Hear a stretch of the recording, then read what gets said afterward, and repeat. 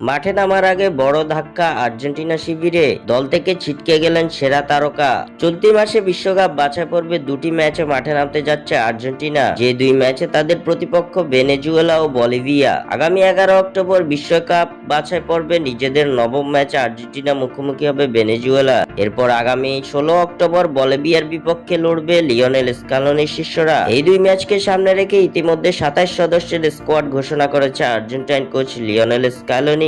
তবে এবার ইনজুরিতে পড়ে সেই স্কোয়াড থেকে ছিটকে গেছেন আর্জেন্টিনার সেরা দুই তারকা। বিশ্বকাপ বাছাই পর্বের ম্যাচে দীর্ঘদিন পর লিওনেল স্ক্যালোনির স্কোয়াডে জায়গা পেয়েছিলেন পাউলো দিবালা। দলে জায়গা পেয়েই করেছিলেন বাজিমাত। চিলির বিপক্ষে বদলি হিসাবে নেমেই করেছেন এক দুর্দান্ত গোল। নজরকাড়া পারফরমেন্সে দিবালা জায়গা করে নিয়েছেন সদ্য ঘোষিত আর্জেন্টিনার স্কোয়াডে। তবে পাউলো দিবালার প্রত্যাবর্তনটা বেশি দিন ক্ষণস্থায়ী হলো না জাতীয় দলে। সম্প্রতি এএস রোমার হয়ে ট্রেনিং সেশনে ইনজুরিতে পড়ে মাঠের বাইরে ছিটকে গেছেন পাউলো দিবালা, যার কারণে এবার আবারও বাদ পড়েছেন আর্জেন্টিনার পরবর্তী দুই ম্যাচের স্কোয়াড থেকে। দলে সুযোগ পেয়েও ইনজুরির কারণে কপাল পুড়ল দিবালা। এদিকে ইনজুরির কারণে আর্জেন্টিনার অনুষ্ঠিত হতে যাওয়া এই দুই ম্যাচের স্কোয়াড থেকে ছিটকে গেছেন নিকো গঞ্জালেসও। ইউভেন্টাসের হয়ে ইউএফএ চ্যাম্পিয়ন্স লিগে আরবি লাইপজিগের বিপক্ষের ম্যাচে মাসেল ইনজুরিতে পড়ে মাঠ ছাড়েন নিকো গঞ্জালেস, যার ফলে ছিটকে গেছেন জাতীয় দলের স্কোয়াড থেকে। গুরুত্বপূর্ণ ম্যাচের আগে দলের সেরা দুই তারকার ইনজুরি দুশ্চিন্তার বাজ ফেলেছে লিওনেল স্কালোনির কপালে।